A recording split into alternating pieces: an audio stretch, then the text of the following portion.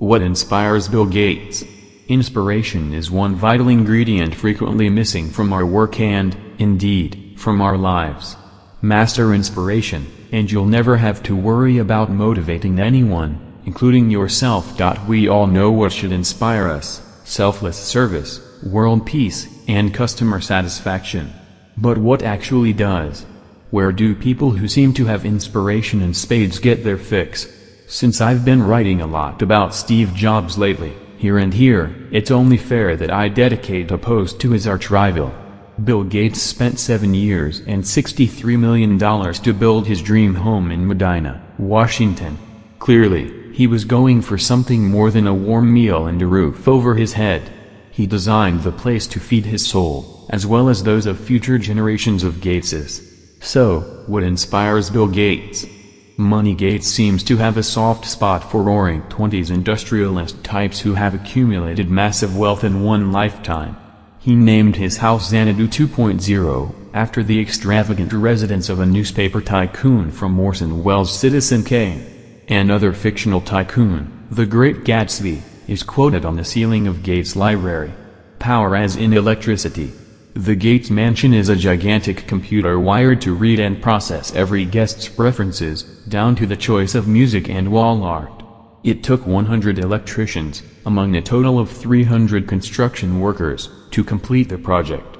One genius. In 1994, Gates paid $30.8 million for the Codex Leicester, a scientific notebook Leonardo da Vinci kept in the early 1500s.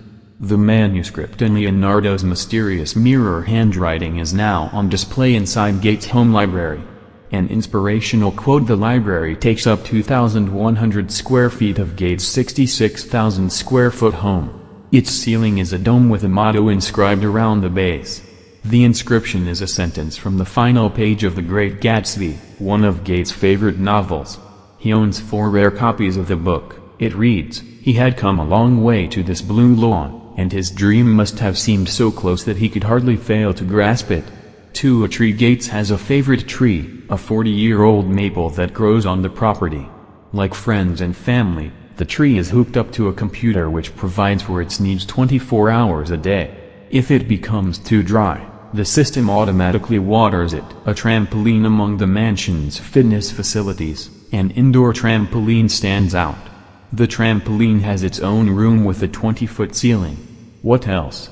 As much as it's a testament to the couple's personal tastes, the Gates home is also a tool for selling digital home technology to the world. And, apparently, so is the road ahead, the book Bill Gates wrote while his house was taking shape. First thing, as you come in, you'll be presented with an electronic pin to clip to your clothes.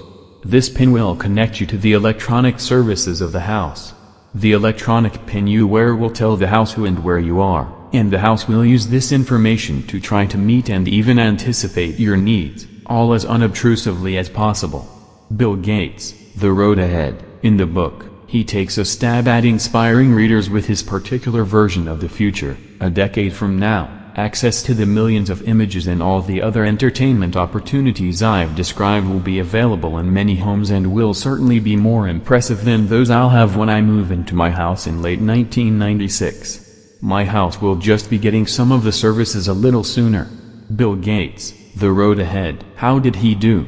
Not great, according to these Amazon reviewers. 1 out of 5 stars. Dry, nerdy, Microsoft advertisement. This book is probably the second worst I have ever read.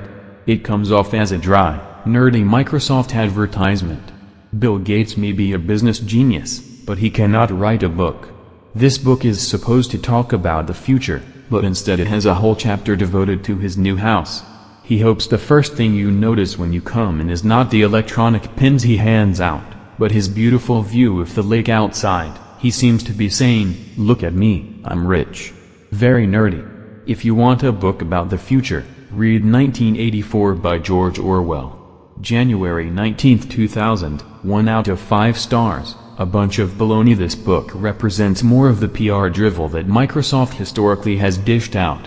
It clearly proves that Gates has relied on the ideas of others for greatness, as the man does not have an original idea in his head. At the same time, it is true that he is a brilliant wheeler and dealer, and master manipulator of markets. His forte has been as a rip-off artist, as the evidence coming out in the current DOJ trial clearly shows. If the road ahead is dominated by Bill Gates, it will be a sorry state for consumers and competitors alike. Read the Microsoft file, The Secret Case Against Bill Gates instead. December 7, 1998. I do not have an opinion on Bill Gates' book, because I haven't read it. If the book truly captures what inspires him, then I trust it has found a like-minded audience. It's possible, however, that Gates didn't fully understand it himself until he moved into his new house. After spending all that time and money to impress visitors, did he, perhaps, realize what drew him in? A tree? A quote? A memory? A dream? Likewise, if you keep looking for inspiration, you might find it closer than you think. Use it to connect and inspire others. Show them what moves you. Scary as it can be, it always works. Because it's not just you against the world, straining to impress and convince. It's something greater than you working through you and others to call itself into existence. If you're curious what inspires other business leaders, you might like because it gives you a glimpse into their worlds. 1. 19 Crazy Facts About Bill Gates' $123 million Washington Mansion by Madeline Stone, Business Insider, November 7, 2014. 2. Source: The House That Bill Gates' Money Built by Elizabeth Corcoran and John Schwartz, The Washington Post, August 28, 1997.